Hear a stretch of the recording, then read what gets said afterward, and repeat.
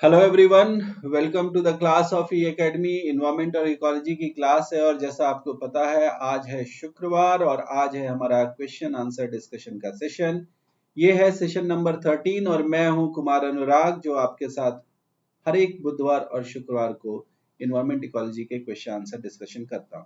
ठीक है, तो आज के सेशन की शुरुआत करते हैं और इससे पहले कि मैं पहला क्वेश्चन जो सामने आपको दिखाई दे रहा है इसे पढ़ूं, मैं आप सब लोगों से कहूंगा कि आप में से हर एक व्यक्ति जो कि इस प्लेटफॉर्म पर इन्वायरमेंट इकोलॉजी के क्वेश्चन के सेशंस देख रहा है और जिसने पहले के सेशंस नहीं देखे हैं वो फटाफट हमारे ई एकेडमी एजुकेशन के चैनल को सब्सक्राइब करे, बेल बटन क्लिक करे और ऑल सब्सक्रिप्शन पर जाकर क्लिक करे ताकि ऑल नोटिफिकेशंस पर जाकर क्लिक करे ताकि हमारे हर एक वीडियो के नोटिफिकेशन आप तक सबसे पहले पहुंचे। ठीक है, तो आइए आज शुरुआत करते हैं आज के सेशन के पहले क्वेश्चन से। और पहला क्वेश्चन आपसे कह रहा है कि increased asthmatic attacks in certain seasons are related to, यानी कुछ विशेष मौसम में जब आप देखते हैं कि लोगों को अस्थमा का अटैक आता है और ये इस अटैक में जो है वो इंक्रीज हो जाता है, वृद्धि हो जाती है,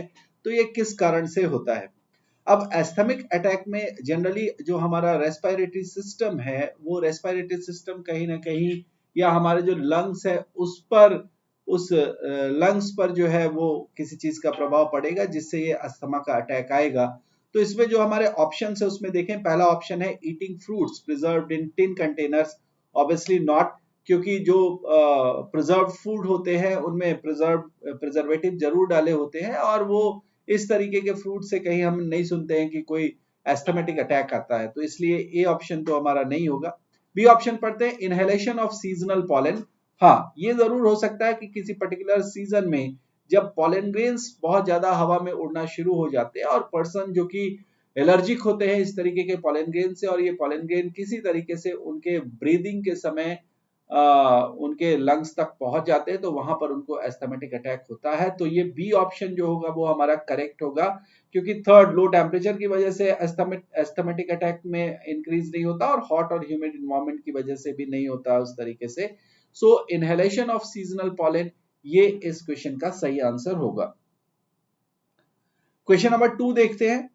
question number 2 is asking E coli. आपने सुना होगा इकोलाई जो है वो एक इंपॉर्टेंट बैक्टीरिया है जो कि कई जगहों पर मिलता है ना।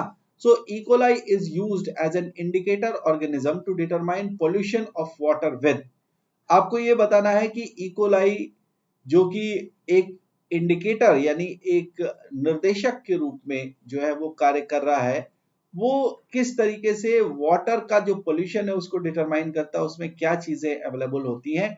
तो इसके लिए आप देखें इंडस्ट्रियल इफ्लुएंट्स में इकोलाई का कोई रोल नहीं है, क्योंकि ये एक एक ऑर्गेनिज्म है, इसलिए ऑर्गेनिज्म का इस तरीके के नॉन बायोडिग्रेडेबल सब्सटेंसेस से कोई लेना देना नहीं है। हेवी मेटल्स के लिए भी नहीं होगा। पॉलन ऑफ एक्वेटिक प्लांट्स, अब यहाँ पर आया तो लेकिन पॉलन से कोई संबंध नहीं है इकोलाई का, तो इसलिए इसको भी हटा देते हैं। ऑब्वियसली 3 ऑप्शन ऑलरेडी हट चुके हैं। तो जो फीकल मैटर होता है, फीकल मैटर का मतलब जो एक्सक्रीटा होता है, एक्सक्रीटा यानी जो अपशिष्ट पदार्थ होता है मनुष्य के शरीर का या जीव जंतुओं के शरीर का, उस अपशिष्ट पदार्थ में इकोलाई जो है वो पैदा होते हैं और इस तरीके से आप कह सकते हैं कि इकोलाई जो है वो डिटरमाइन करते हैं वाटर पोल्यूशन को। ठीक है, तो सेकंड क्वेश्चन का सही आंसर हो गया डी। आइए थर्ड क्वेश्चन देखें। थर्ड क्वेश्चन बोल रहा है phosphate pollution is brought about by. Phosphate का पोल्यूशन कहां से होता है, ये हमने ऑलरेडी फॉस्फेट का पोल्यूशन देखा था। तो फॉस्फेट का जो पोल्यूशन है वो होता है सीवेज और एग्रीकल्चर फर्टिलाइजर से। आपको पता है एनपीके फर्टिलाइजर्स जो आते हैं, एनपीके फर्टिलाइजर्स, ठीक है, एनपीके फर्टिलाइजर्स अगर आपने सुना होगा तो इसका फुल फॉर्म भी आप जानते होंगे क्या है। एनपीके फर्टिलाइजर्स यानी नाइट्रोजन, फॉस्फेट और पोटाश, है ना। इस तरीके से ये जो 3 कंपाउंड नाइट्रोजन, फास्फोरस और पोटेशियम इस फर्टिलाइजर में होते हैं, तो ऑब्वियस है एग्रीकल्चर फर्टिलाइजर में से तो फॉस्फेट रिलीज होगा ही, और उसके साथ जो सीवेज होता है, सीवेज से भी फॉस्फेट जो है वो आता है। तो इस क्वेश्चन का सही आंसर हो जाएगा D, sewage and agricultural fertilizers, right. Now come to the question number 4. Question number 4 is asking which of the following gas has maximum contribution in greenhouse effect? इनमें से किस गैस का कंट्रीब्यूशन सबसे ज्यादा है ग्रीन हाउस इफेक्ट देने में? Green house effect आप समझते हैं, ग्रीन हाउस इफेक्ट एक ऐसा इफेक्ट है जिसमें आप ये बोलते हैं कि वायुमंडल में जो गैसें हैं, ये गैसें सनलाइट के लिए तो ट्रांसपेरेंट होती हैं, जो इनकमिंग सोलर रेडिएशंस होती हैं उनके लिए तो ट्रांसपेरेंट होती हैं, उनको नीचे आने देती हैं प्रॉपरली। लेकिन जब terrestrial radiation, long wave terrestrial radiation जब ऊपर जा रहे होते हैं, तो ये इस गैसें उन टेरेस्ट्रियल रेडिएशन में से एक बड़े पार्ट को एब्जॉर्ब करके उसको वापस भेज देती हैं कहाँ? अर्थ सरफेस की ओर। तो ऐसा काम जितनी भी गैसें करती हैं, इस काम को हम कहते हैं कि ये ग्रीन हाउस इफेक्ट है। ये क्या है? ग्रीन हाउस इफेक्ट है। हिंदी में इसको आप बोलते हैं क्या? हरित गृह प्रभाव। ठीक है, इसको हम क्या बोलते हैं? हरित गृह प्रभाव। लेकिन आजकल एग्जामिनेशन में क्या है कि ये हरित गृह प्रभाव आवश्यक नहीं है कि आपको लिखा हुआ मिले, वो ग्रीन हाउस प्रभाव भी लिखा हुआ मिल सकता है। ठीक है, तो सेम चीज है। अब वैसी सारी गैसें जो कि इस तरीके का इफेक्ट देती हैं, आप उनको बोलोगे कि वो ग्रीन हाउस गैसेस हैं। यहां पर जितनी भी 4 गैसेस का नाम दिया गया ऑप्शन में, ये सारी ग्रीन हाउस गैसेस हैं और ये सारे ग्रीन हाउस इफेक्ट को शो करती हैं। लेकिन हमसे जो क्वेश्चन पूछा जा रहा है उसमें पूछ रहा है कि मैक्सिमम कंट्रीब्यूशन किसका है। तो जो मैक्सिमम कंट्रीब्यूशन दिखाई देता है वो होता है कार्बन डाइऑक्साइड का। ठीक है, so carbon dioxide A option में है और इसलिए इस क्वेश्चन का सही ऑप्शन हो जाएगा ए। ठीक है, now question number 5. Question number 5 is asking Minamata disease was discovered in. Minamata disease जो है वो किस देश में डिस्कवर हुआ? तो आपको ये ध्यान रखना है कि मिनीमाटा डिजीज जो है वो जापान में है ना। मिनीमाटा डिजीज जो है ये जापान में डिस्कवर हुआ था। जापान में फर्स्ट टाइम इस डिसीज को आप कह सकते हैं कि रिकॉग्नाइज किया गया।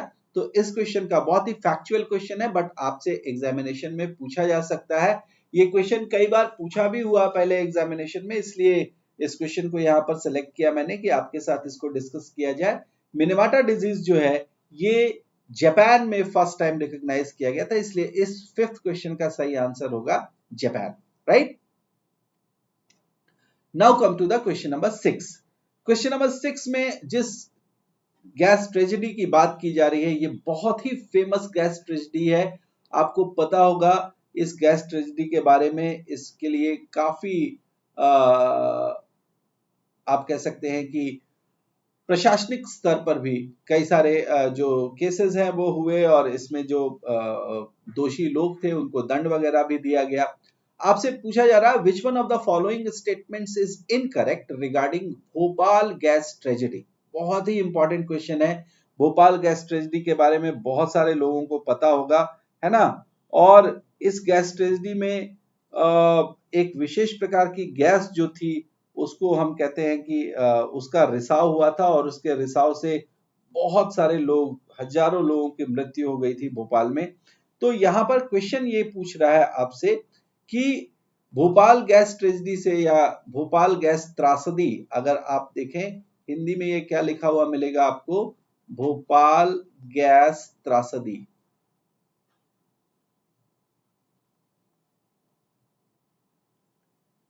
ठीक है, सो भोपाल गैस त्रासदी के दौरान जो चीजें इससे रिलेटेड है उसमें से क्या गलत है। यहां पहले कह रहा है methyl isocyanide gas leakage took place. यहां पर मिथाइल आइसोसाइनाइड गैस जो थी उसका लीकेज, उसका रिसाव हुआ था।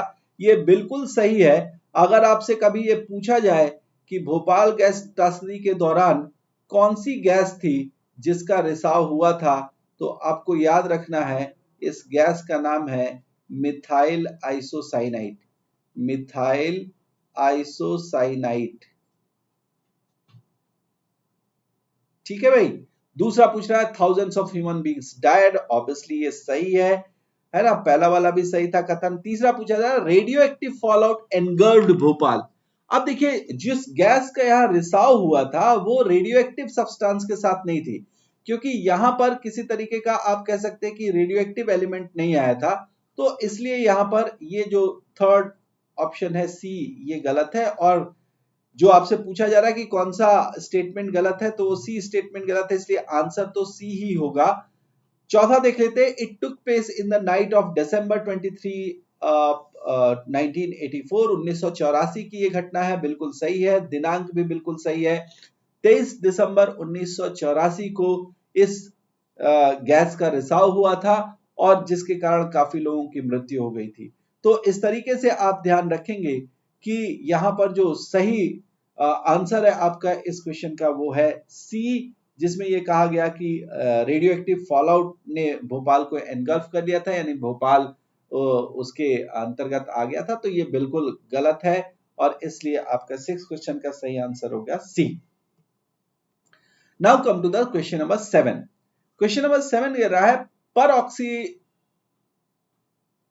परऑक्सीसाइल नाइट्रेट, एसिटाइल नाइट्रेट है ये एक्चुअली, परऑक्सी एसिटाइल नाइट्रेट जो है, जिसको हम शॉर्ट फॉर्म में पैन बोलते हैं, तो ये PAN are formed through photochemical reaction between, किसके फोटोकेमिकल रिएक्शन, ये पहले भी क्वेश्चन आपके साथ मैं डिस्कस कर चुका हूं, लेकिन एक बार फिर मैंने इसलिए इस क्वेश्चन को डाला ताकि आपकी ये चीजें रिवाइज होती रहे और आप जो है इस चीज को बिल्कुल ना भूलें, क्योंकि ये क्वेश्चन बहुत ही इंपॉर्टेंट है और पूछा गया है पीछे के एग्जाम्स में। परऑक्सी एसिटाइल नाइट्रेट किस फोटोकेमिकल रिएक्शन के किन चीजों के फोटोकेमिकल रिएक्शन के कारण बनता है? तो इस क्वेश्चन का सही आंसर मैं सीधे सीधे आपको बताना चाहूंगा, इसमें नाइट्रोजन के ऑक्साइड और हाइड्रोकार्बन, ये वाला जो आपका ऑप्शन है बी, वो सही होगा। नाइट्रोजन के ऑक्साइड और हाइड्रोकार्बन, ये चीज ऐसी आपके पास ना बिल्कुल ये रटा हुआ होना चाहिए कि किसके फोटोकेमिकल रिएक्शन के कारण पैन यानी परऑक्सी एसिटाइल नाइट्रेट जो है उसका फॉर्मेशन होता है। तो ये ध्यान रखेंगे, नाइट्रोजन के ऑक्साइड और हाइड्रोकार्बन। ठीक है, now come to the question number 8। Question number 8 में आपसे पूछ रहा है कि इनकरेक्टली मैच्ड पेयर कौन सा है, यानी इनमें से गलत पेयरिंग, गलत जोड़ा जो है वो कौन सा है। अब देखिए यहां पर जो दिया गया है उसको आप ध्यान से देखेंगे जरा। एक तो यहां पर ये दिया गया है, एक छोटी सी मिस्टेक भी है यहां पर, देखिए ये 2-3 दिसंबर दिया गया है, ये एक्चुअली क्या है 23 दिसंबर है ना। तो इसको थोड़ा सा आप ध्यान में रखेंगे, ये मैं अभी क्लियर कर देता हूं इसको।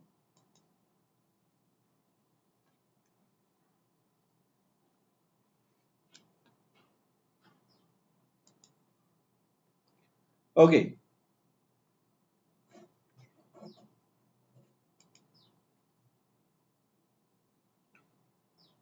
सो यहां पर आप देख रहे हैं ये जो आपको दिखाई दे रहा है ना, ये है 23 दिसंबर। ठीक, तो वर्ल्ड इन्वायरमेंट डे मनता है जून 5 को, ये बिल्कुल सही है, पेयर इसलिए सही होगा। 23 दिसंबर 1984 को भोपाल गैस त्रासदी हुई थी, ये भी हमें पता, अभी जस्ट पहले क्वेश्चन किया, ये भी सही है। Air presentation and control of pollution act 1981 में आया, ये भी बहुत ही सही है जोड़ा। तो यानी कि हिरोशिमा डे जो है वो गलत ऑप्शन है। यहां पर आप जो एटॉमिक बॉम्ब गिराया गया था, कहां पर, जापान के शहर हिरोशिमा पर, वो 1945 की घटना है, न कि 50 की। तो इसलिए डी ऑप्शन जो है दैट इज इनकरेक्ट, और इसलिए हमारा जो सही पूछ रहा है इनकरेक्ट मैच्ड पेयर कौन सा है, वो होगा डी। ठीक है, चलिए नेक्स्ट क्वेश्चन देखें। नेक्स्ट क्वेश्चन पूछ रहा है आपसे, extinction of dinosaurs is an example of, dinosaur का जो एक्सटिंक्शन हुआ, एक्सटिंक्शन का मतलब क्या, विलोप, है ना, विलुप्त जो हुए। तो डायनासोर जब विलुप्त हुए, ये किस प्रकार के विलुप्तीकरण का एग्जाम्पल है? तो इसमें हम बोलते हैं कि ये जो विलुप्तीकरण है वो है मास एक्सटिंक्शन, है ना, यानी कि बहुत बृहद स्तर पर जो डायनासोर थे वो सारे के सारे डायनासोर जो थे वो खत्म हो गए। तो इसको आप ध्यान रखेंगे, मास एक्सटिंक्शन जो है वो इसका सही उत्तर है। क्वेश्चन नंबर 10 देखें। The wild life protection act, इस एक्ट के बारे में है ना, वन्य जीव संरक्षण अधिनियम, वन्य जीव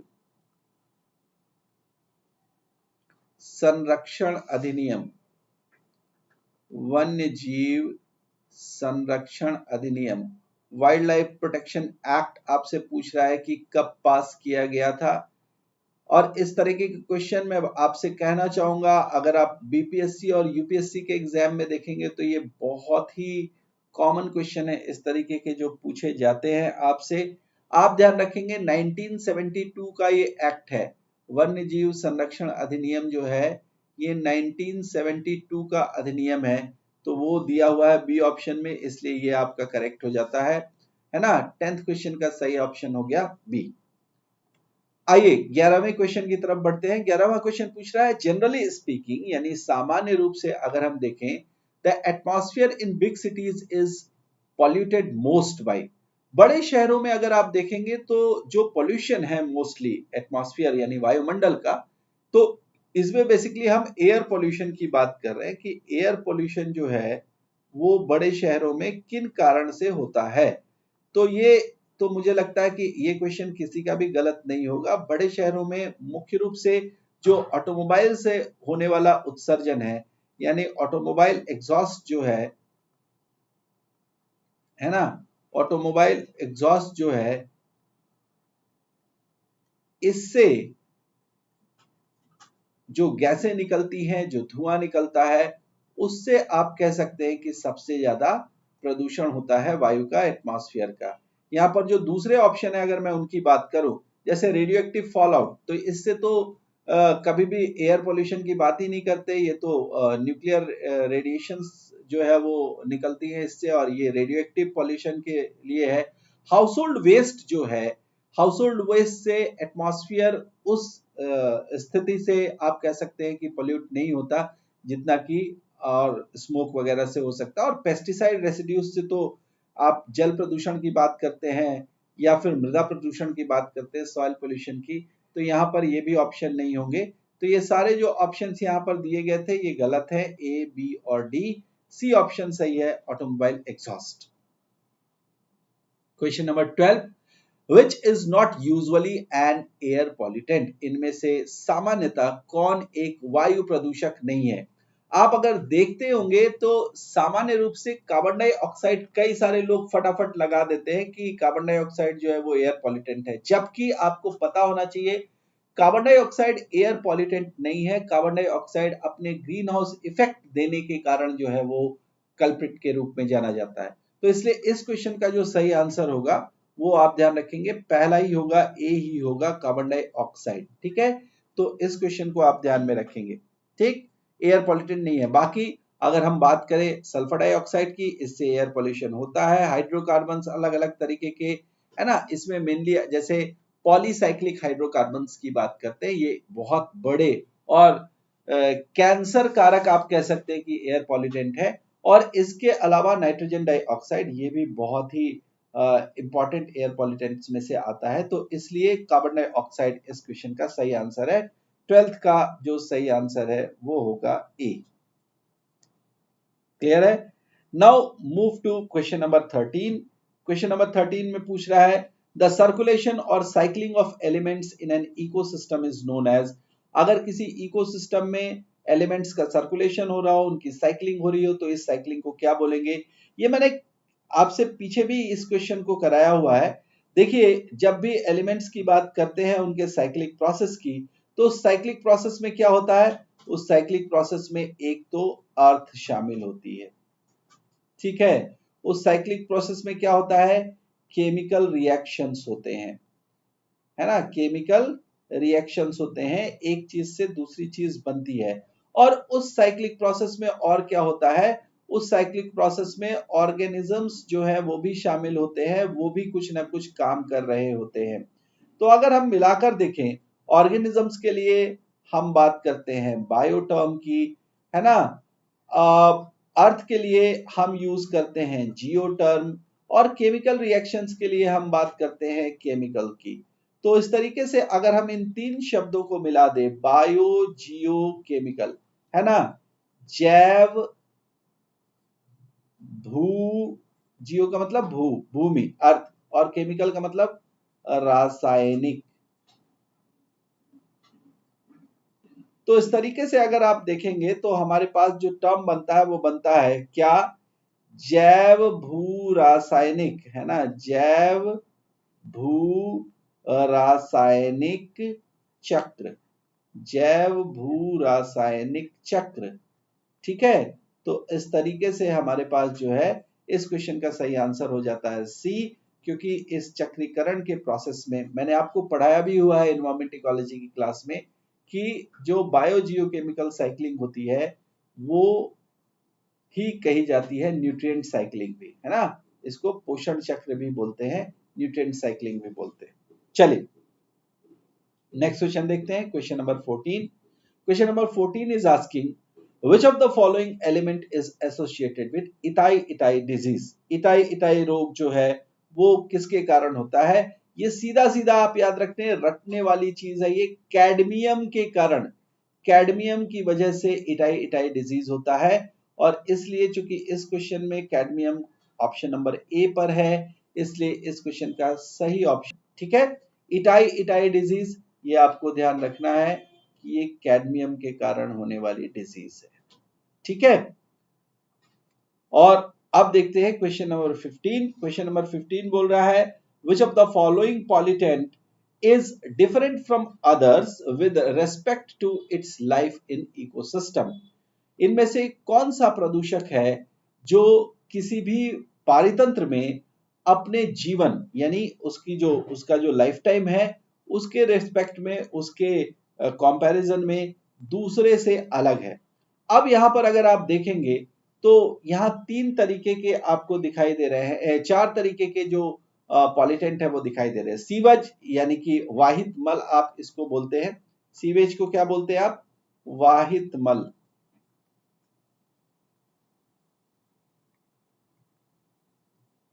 ठीक है, डीडीटी आप सब लोगों को पता है, पीसीबी शायद आप में से किसी को ना पता हो, तो पीसीबी को मैं बताना चाहता हूं इसका पूरा नाम, इसका पूरा नाम है पॉलीक्लोरिनेटेड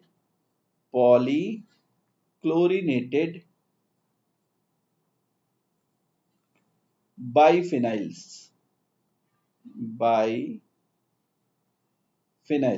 ठीक है, इसको हिंदी में भी मैं लिख देता हूं उसी तरीके से ताकि जो हिंदी मीडियम के हैं उनको प्रोनाउंसिएशन में दिक्कत ना हो। पॉलीक्लोरिनेटेड बाइफिनाइल।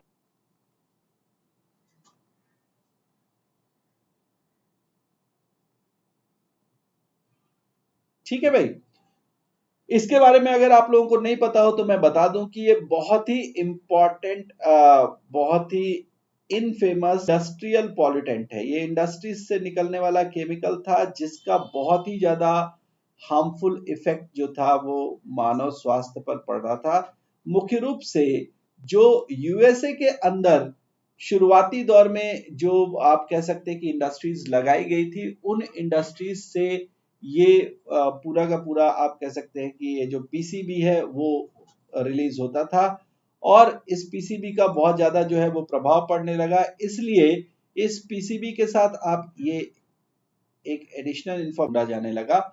और चौथा है आपके पास मरकरी, पारा सब लोगों को पता है। अब देखिए इनमें से पूछ रहा है कि with respect to its life, मतलब जीवन के हिसाब से अगर देखें तो ये क्या है। अब देखिए यहां पर इस क्वेश्चन को क्यों दिया गया है, इस क्वेश्चन को दिए जाने का बहुत खास कारण यह है कि आप बेहतर कर सकें किसके बीच, बायोडिग्रेडेबल और नॉन बायोडिग्रेडेबल पॉल्यूटेंट्स के साथ, नॉन बायोडिग्रेडेबल।